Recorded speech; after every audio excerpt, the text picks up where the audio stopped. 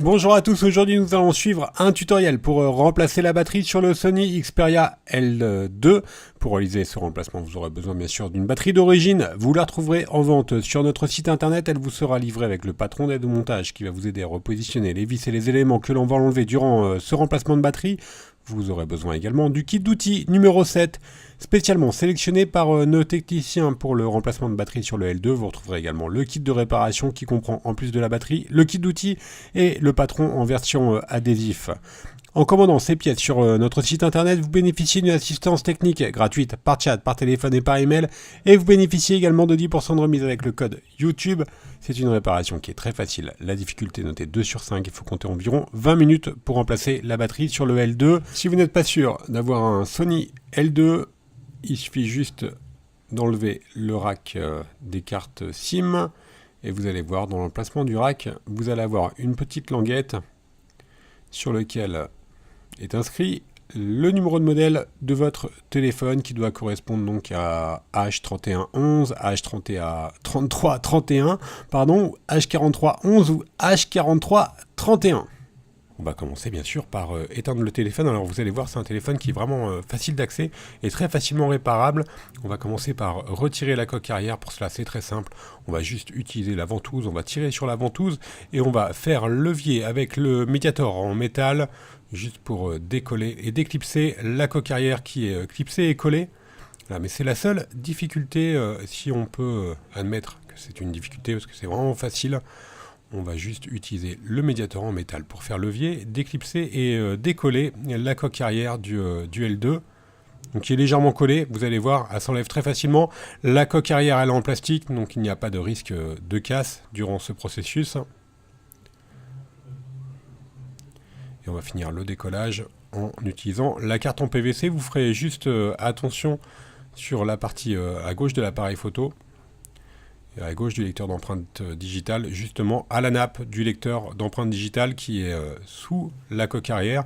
Donc faites juste attention à ce point-là, à ne pas glisser la carte à ce niveau-là pour ne pas endommager le lecteur d'empreinte. Donc là, la coque arrière, elle est toujours attachée au lecteur d'empreinte digitale. On va la relever vers le haut et on va simplement ensuite déclipser le lecteur d'empreinte digitale à l'aide de la pincette. Et on a un accès direct maintenant au téléphone. On va pouvoir maintenant déconnecter la batterie. Pour pouvoir l'enlever, avant de déconnecter la batterie, il va falloir enlever les 4 vis Torx qui maintiennent le cache supérieur. Donc ce sont des vis Torx 4 qui maintiennent donc le cache supérieur qui protège la carte mère et qui maintient également les différentes nappes. Et le cache, il comprend également la lentille de la caméra arrière. Voilà, donc on a juste enlevé les vis et ensuite on vient tout simplement déclipser avec la pincette le cache. Fait également office d'antenne, hein, vous avez vu les circuits sur le cache. Et maintenant on a un accès direct à la carte mère et l'on va pouvoir déconnecter la batterie à l'aide du levier en nylon. Maintenant on va s'intéresser à la batterie, on va la retirer. Pour ça c'est très simple, vous avez vu il y a 2 languettes noires, donc ce sont des languettes adhésives qui maintiennent la batterie. On va simplement saisir l'extrémité des languettes et on va tout simplement l'enrouler autour de la pincette pour pouvoir les décoller. Donc on enroule progressivement et la batterie, vous allez voir, elle est très rigide, donc ensuite elle s'enlève très facilement. Donc il y a 2 languettes, hein, une à droite et une à gauche. Et elles sont assez robustes, contrairement à d'autres téléphones. Celle-ci s'enlève très facilement. Donc là, on tire légèrement sur la languette.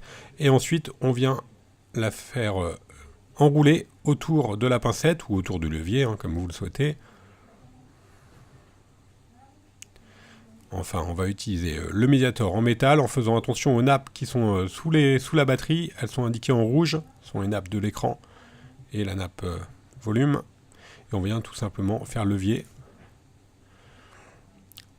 Vous devez faire levier avec la carte en PVC, éventuellement si vous avez abîmé une des deux languettes en faisant attention aux nappes.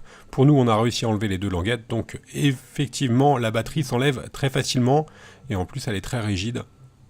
Donc il n'y a vraiment aucune difficulté pour enlever la batterie.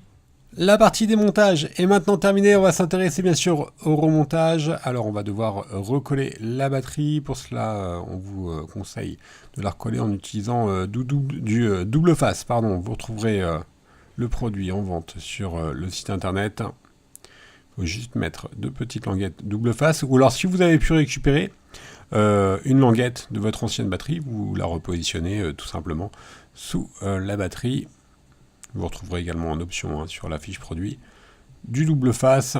Ensuite, une fois qu'on a correctement repositionné la batterie sur son emplacement d'origine, on vient tout simplement la reconnecter.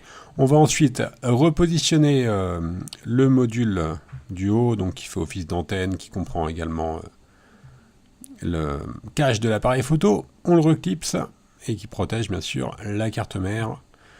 On le reclipse et ensuite on vient le refixer avec les vis Torx que l'on avait enlevé tout à l'heure.